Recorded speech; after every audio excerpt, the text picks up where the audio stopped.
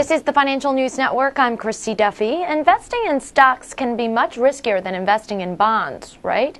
Well, many investors may not be feeling so cozy in the bonds market these days and are considering getting out and into dividend-bearing stocks.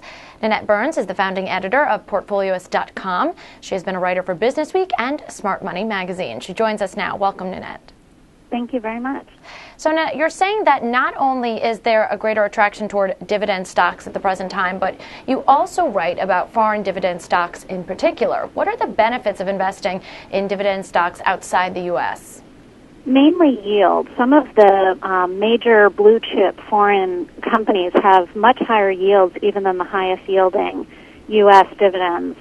So you have companies like France Telecom or Germany's electrical utility RWE with yields over 7%, some even higher than that. So that's the primary attraction, that you can get into foreign markets, which a lot of people obviously are looking for additional growth overseas as compared to the U.S., and also getting those high dividends. And what are some of the drawbacks to investing in foreign dividend stocks?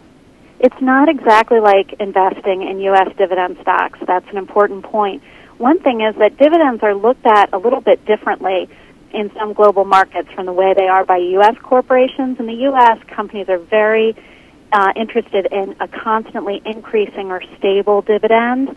That's not as true overseas, where they're more often tied to a company's current earnings and revenues, so they're more likely to go up and down overseas than they are here.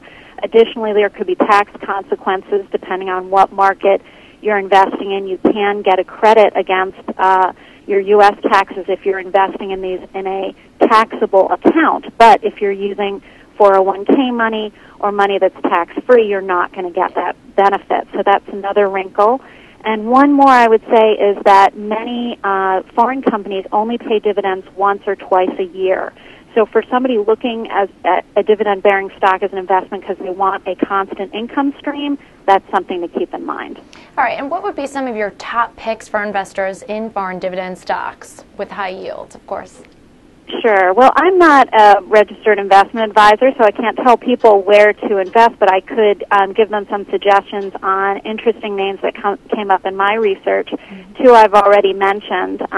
France Telecom is one that has some real fans on Wall Street, as well as a high yield. There's a Brazilian utility, CPFL Energy, that's also a high yielder, and Australian telecom company Telestra, which actually has a yield over 9.7%.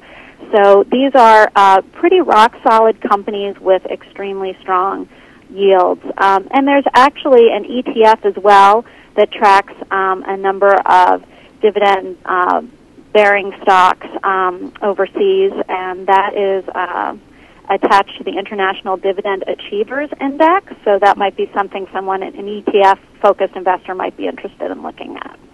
Great. All right. An interesting perspective. Thanks very much for joining us, Nanette. Thank you. For further updates and more investment ideas, keep it tuned to the Financial News Network. I'm Christy Duffy.